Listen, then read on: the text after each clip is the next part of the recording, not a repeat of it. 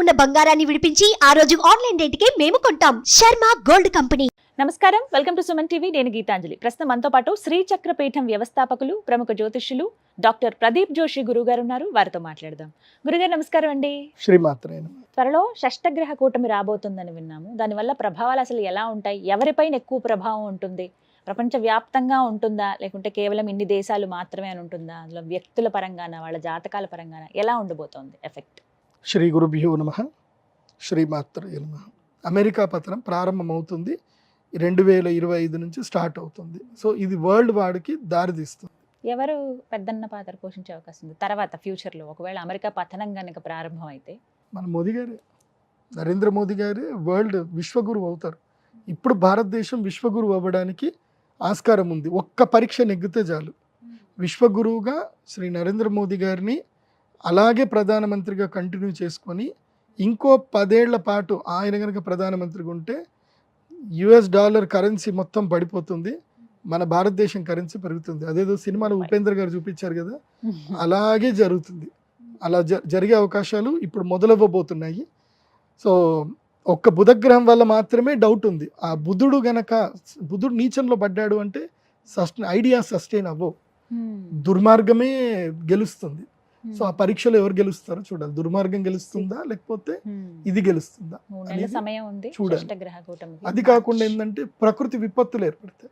దీనికి సిమ్టమ్ గా ప్రకృతి విపత్తులు వస్తాయి. ముఖ్యంగా భూకంపాలు ఏర్పడతాయి. మార్చిలో మార్చి 29 తర్వాత భూకంపం ఏర్పడుతుంది. చాలా పెద్ద భూకంపం ఏర్పడుతుంది. అది మన దేశంలో తీవ్రత కొంచెం తక్కువ ఉంటుంది, వేరే దేశాల తీవ్రత ఎక్కువగా ఉంటుంది. అండ్ ఈసారి ఎండలు భయంకరంగా వస్తాయి, బాగా గుర్తుపెట్టుకోండి. అండ్ ఈ ప్రభావం వల్ల ఏంటంటే రైతులకు మేలు జరుగుతుంది. నేను రైతులందరికీ చెప్పేది ఏంటంటే ఉల్లిపాయలు పెంచండి, ఆలుగడ్డ పెంచండి, కూరగాయలు పండించండి. ఈసారి రైతులు తప్పకుండా కూరగాయల మీద కాన్సన్ట్రేషన్ చేయండి. ఈసారి సమ్మర్లో టమాటా 150 రూపాయల కిలో వెళ్తుంది, ఉల్లిపాయ 150, 200 కూడా పోతుంది.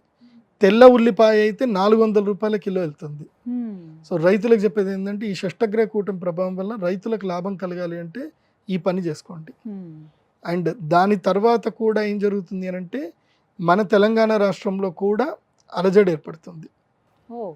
తెలంగాణ రాష్ట్రంలో రాబోయేటువంటి ఆగస్టు తర్వాత తెలంగాణ రాష్ట్రంలో కాంగ్రెస్ పార్టీలో చీలికలు స్టార్ట్ అవుతాయి. ప్రభుత్వం ఉన్నా సరే కాంగ్రెస్ పార్టీలో చీలికలు స్టార్ట్ అవుతుంది. సో కాంగ్రెస్ పార్టీలో సీఎం మారే అవకాశాలు కూడా ఉంటాయి. తెలంగాణకి మళ్ళీ సీఎం మారే అవకాశాలు కూడా ఉంటాయి. ఈ షష్టగ్రహ పార్టీ కంటిన్యూ అవుతుంది, సీఎం మారుతారు, జరిగే అవకాశాలు ఇవన్నీ రాబోతున్నాయి. అంటే కేవలం ఇవన్నీ కూడా షష్టగ్రహ కూటమి ప్రభావం వల్ల జరుగుతుంది. షష్టగ్రహ కూటమి ప్రభావం చూద్దాం ఎలా మొత్తం భారతదేశంలో కూడా కూటమి ప్రభావమే ఉంటుంది.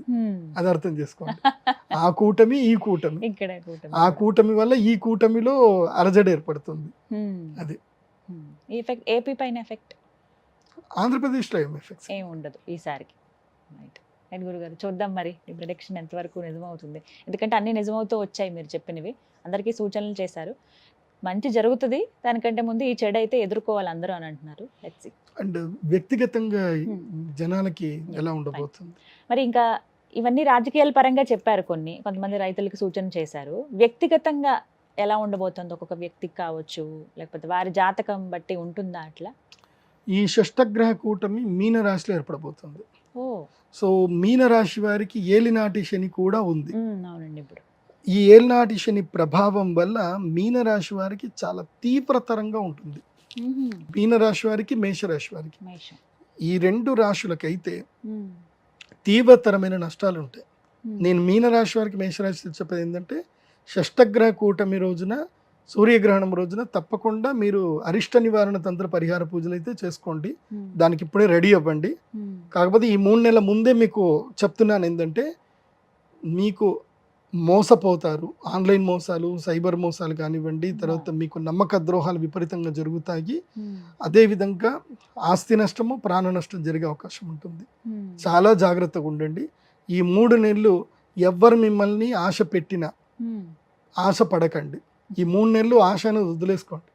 ఈ 3 నెలలు ఎవరేం చెప్పినా సరే బాగుంది చేద్దాం చూద్దాం అని చెప్పండి తప్ప దేనికి ముందుకు వెళ్ళకండి. ముఖ్యంగా కార్పొరేట్ వ్యాపారస్తులు, ఇప్పుడు ఏమీ లేనివాడి దగ్గర ఎవడేం తీసుకోడు, కానీ బాగా డబ్బులు ఉన్నటువంటి వ్యక్తులు. ఈ మధ్యనే నాకు ఒక సూపర్ మార్కెట్కి సంబంధించిన ఒక వ్యక్తి నా క్లయింట్, ఆ వ్యక్తి వచ్చాడు. ఆ వ్యక్తి ఏడుస్తున్నాడు నా దగ్గర. జీవితకాలం సంపాదించిన డబ్బంతా కూడా ఒక్క రోజులో పోయింది. అయ్యో. ఎవడో వచ్చాడు, మీకు సెంట్రల్ గవర్నమెంట్ మీకు ఆ సీట్ ఇప్పిస్తా ఈ సీట్ ఇప్పిస్తా అన్నాడు, తీసుకెళ్ళాడు. పెద్ద పెద్ద రాజకీయ నాయకులు అందరినీ కల్పించాడు, చేశాడు. మీకు ఖాయం, రాజ్యసభ ఖాయము, అది ఇది అని ఏదో చెప్పారు, డబ్బులు పంపించండి అని చెప్పారు. తీరా డబ్బులన్నీ పంపించేశారు. తర్వాత ఎవడు, అవునా వాడితో నువ్వు ఎందుకు వచ్చావు, అసలు నీకు రాజ్యసభ సభ్యత్వం మేము ఎందుకు అన్నాం, మేము ఓకే అని అన్నాం అంతే, అసలు మేము సీట్ ఇస్తాం నీకు ఎట్లా చెప్తాం రా, డబ్బులకు మేము ఎందుకు అమ్ముకుంటామని ఇప్పుడు అంటున్నారట వాళ్ళందరూ. వాడు కేసు పెట్టినా వాడు లేడు ఇక్కడ. వాడికి ఎందుకోసం అంటే వాడు కేసు పెట్టిన వీళ్ళన్నీ కూడా బ్లాక్ అమౌంట్ కదా, ఏడుస్తూ కూర్చున్నాడు. ఇప్పుడు జీవితకాలం సంపాదించిన డబ్బు మొత్తం పోయింది, దాదాపు 35 కోట్లు పోయాయి. ఇప్పుడు ఆయన బాగా చెప్పుకున్నాడు, కంప్లైంట్ చేయలేడు. కంప్లైంట్ ఎంతవరకు చేశాడు అంటే ఆయనకి చట్ట ప్రకారంగా ఆయన ఇన్కమ్ ట్యాక్స్కి ఎంత చూపిస్తున్నాడో అంతవరకే కంప్లైంట్ చేసి. మరి మీరు ఏం చెప్పారు వారికి, మంచి జరుగుతుందా ఏమన్నా? సరే అవుట్ ఆఫ్ అది. కాకపోతే చెప్పేది ఏంటంటే ఇట్లా జరుగుతాయి, మోసాలు బాగా జరుగుతున్నాయి ఈ మధ్యకాలంలో. ఏం లేదండి, ఇప్పుడు మీరున్నారు, మీరు ఒక గొప్ప స్థాయిలో ఉన్నారు, మీకు నేను పరిచయం, నేను ఎవరిని పరిచయం చేయించినా ఫోటో దిగండి అంటే మీరు దిగుతారు. ఈయన అంటే మంచిది నమస్తే బాగున్నారు అంటే బాగున్నారు,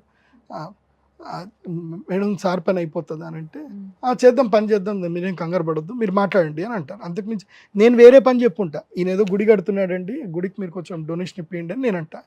సో మీ వరకు మీరు గుడి ఆలోచనలోనే ఉంటాడు, వాడి వరకు వాడు సెంట్రల్ గవర్నమెంట్ సీట్ గురించి వాడు ఆలోచిస్తూ ఉంటాడు.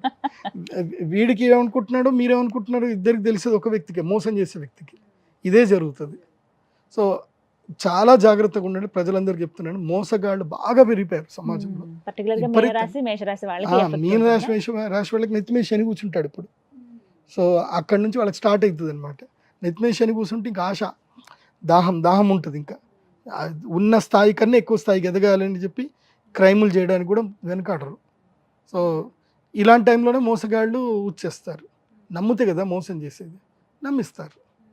సో ఆశ ఉంటేనే మోసం, ఆశ ఉన్న దగ్గరనే నమ్మకద్రోహం జరుగుతుంది. మీకు ఆశ లేకపోతే మోసం అనేది ఉండదు.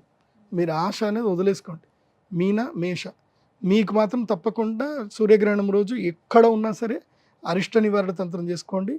ఇంకోటి, ఎవరికైతే కనుక ఈ యొక్క గ్రహణ మొర్రి కానీ గ్రహణంకి సంబంధించిన ఏమైనా ఇబ్బందులు ఏమైనా కలిగినా కానీ గ్రహణ సమయంలో పరిహారాల వల్ల జీవితాలు బాగుపడతాయి. ఆల్రెడీ మనం చేసిన వాటి అందరికీ చాలామందికి మంచి జరిగింది. సో మార్చి 29వ తారీఖు శ్రీచక్రపీఠంలో మేము షష్టగ్రహ కూటంలో యాగం అయితే చేస్తాము. ఇప్పటి నుంచి బుకింగ్ స్టార్ట్ అయ్యాయి. ఎందుకోసం అంటే లాస్ట్ టైము అసలు నేను తట్టుకోలేకపోయినా, అంతమంది జనాలు వచ్చారు. నేను 120 మందికి క్లోజ్ చేసేసి ఆపేశాను, ఇంకా నా వల్ల కాదని చెప్పేశాను ఇంకా. సో ఇప్పుడు కూడా అంతే చెప్తున్నా, 100 మంది కన్నా ఎక్కువైతే అలో చేయను, 100 మందికి మాత్రమే సీట్ అవకాశం. అది చూద్దాం త్వరలో ఏం జరగబోతుంది అనేది. గురుగారు నమస్తే అండి. శ్రీమాత్రే.